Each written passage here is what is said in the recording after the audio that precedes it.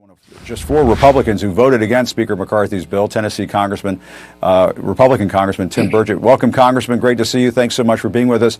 You tweeted that you needed to see meaningful debt reduction. I mean, a lot of people want that, but let me ask you this. Do you doubt that there would be serious economic consequences if the U.S. crashes through the debt ceiling? Well, Jim, I think if we just went back to 2019 levels, we would actually have a surplus now of spending because our revenues have increased that much since then. I think if we would just put everybody together and start talking instead of just fighting, I voted against going through the debt ceiling under Trump, and I thought it'd be disingenuous if I continued on this stage. The Republican plan, it made some cuts, but it's Washington economics or accounting. It just cut the rate of growth. It still had a 1.5 trillion additional dollars every year, and in 10 years we'd be at $17 trillion, and then additional debt, and that would be our total debt would be around 47 trillion. And of course, the sacred cow is always the Pentagon, who under their last accounting or audit, I guess you'd call it, there's over $1 billion unaccounted for. We can't afford to keep saving this much money. We're not saving anything. But why not try to get those cuts through the budget process instead of using the debt ceiling for leverage?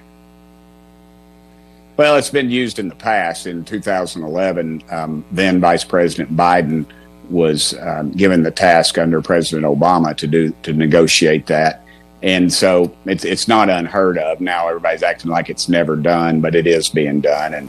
And at some point, it never happens under the budget process, and it never will. And this is just a way that the masses of, I guess, the unclean masses of congressmen that don't sit at that table have that opportunity to do that. But during that time, as you know, the U.S. suffered its first ever credit downgrade. Markets were rattled. So it sounds like you're willing to put the country through that sort of thing all over again. I'm willing to take that risk because the debt is going to cripple us. It's, in the last 2 years, if you made $100,000 2 years ago, it's now worth $85,000. We're obviously not doing something right. And this incredible debt that we're incurring and inflation, just looking at the pumps, it's hitting working people very hard. Maybe it isn't so much in the Beltway, but it sure as heck is here in East Tennessee. And I just don't think we can continue down there. I used to say we're charging our grandkids. Man, it's our great-grandchildren that will never be able to pay this debt back. It's just nonsensical, the methods that we're using and the accounting we're using. And it kind of reminds me of some guys I used to serve in the legislature with back in Tennessee. And Tennessee is a balanced budget state. We have an A rating.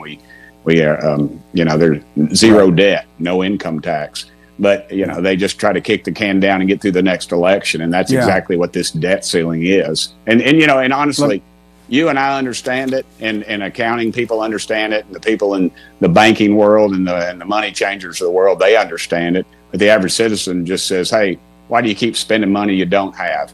And that's where I'm at. Well, let me ask you on another topic. We had another horrific mass shooting down in Texas, as you know. 5 people killed after they asked their neighbor to quit shooting guns in his front yard. Let's listen to something that you said after the mass shooting in Nashville, and we'll talk about it. We've got evil in this country, and everybody just needs to tone down the rhetoric a little bit, because all that does is gin it up in both sides, and then they point the finger and nothing happens. Because if you think Washington's going to fix this problem, you're wrong. They're not going to fix this problem. They are the problem. It doesn't concern you that other countries don't have this level of gun Other violence? countries don't have our freedom either. It's the United States of America. My father fought for this country. My mama flew an airplane. My mama lost a brother fighting the Nazis. Dad fought the Japanese. We've got incredible freedom in this country. And when people abuse that freedom, that's what happens. Congressman, getting back to when you were saying that Washington's not going to fix this, a lot of people listen at home to that. And I mean, you like to speak, plain English to folks. A lot of people listen to what you just said and said, wait a minute, it is your job to fix this. And it's unacceptable to have mass shooting after mass shooting after mass shooting. Why not fix this? Get together with the Democrats and get it done. Well, it happens a lot, Jim. That was cut off a little bit. I was probably speaking more from a Christian perspective. I also went on and said we need real revival in this country. I feel like we've turned from the Lord, and I know that maybe makes people's heads spin off sometimes when they hear somebody like that me say that. But it's just the lady. But there's Christianity in other countries, and they don't have mass shootings. Well, they don't have our freedom either. They don't have a Second Amendment and also the you want what happens. But what about that point? We'll take away the. But what about that point that you should be the ones to fix it? To say, well, we're not going to fix anything here in Washington. Well, that's your job. Okay. She broke over 20 laws. What law are you going to do? Now you have people that can print guns.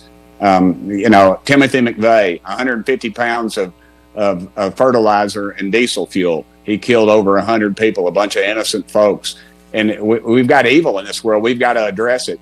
We had a bill last year. Marsha Blackburn had it in the Senate, and we had it over in the House that would have put guards in our schools, and it was blocked. The president said, "I want the guns. We're not going to do this." And we weren't even allowed a hearing on it in the state, in the House of Representatives, in the People's House. Now, why wouldn't you want to put more people secure? And you enjoy that at CNN. You enjoy the fact that you can't walk into the headquarters of CNN. There's an armed guard out front. Sure. But you can't put an armed guard at the House. I don't want to get into a back and forth with you, sir, but you couldn't put an armed guard at the House last night in Texas, where the guy, because he didn't want to stop shooting his guns, went over and executed half the people in the House, executed 5 people, including an 8-year-old child. There's no armed guard there. Tell me, I don't know the situation there, but tell me how you get the guns back. How do you get them out? There's so many guns out there. I just think that we've got a mental health issue in this country. We ought to address that as well. And, these red flag laws, some say they work, some say they don't. I'd like to see some real numbers on that. We had an assault weapons ban in this country, and the Justice Department came back and said it's not reducing mass shootings at all. And so they did away with it. So there were some studies that said that it did reduce. There were some studies that said it did reduce mass shootings. But, Congressman, I'm short on time. Let's have you back sometime, and let's talk about this some more. Always appreciate your time and talking to you. Thanks so much. Congressman Tim Burchett, thanks so much for your time. I'm sorry I'm not in Washington tonight. I know. I'm not in Washington tonight for that delicious chicken dinner. Maybe next time. All right. Thank you, sir.